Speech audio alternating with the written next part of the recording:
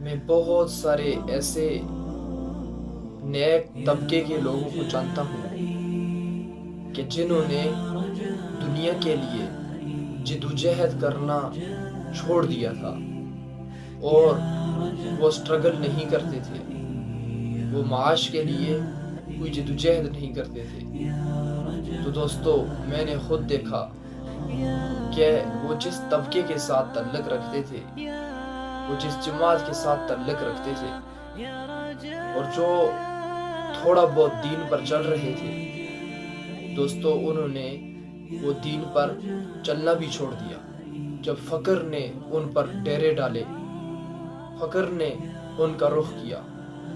دوستو، یہ ہمارے دین کا حکم ہے کہ آپ اپنی زندگی کے اندر دین لائیں، نمبر 1، اور نمبر 2 یہ ہے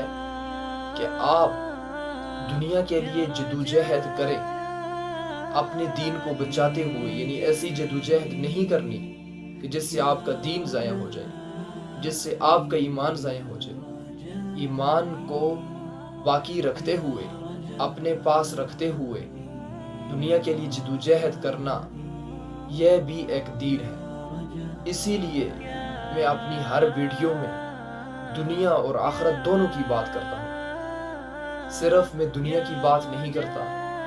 صرف میں آخرت کی بات نہیں کرتا، میں دنیا اور آخرت دونوں کی بات کرتا ہوں۔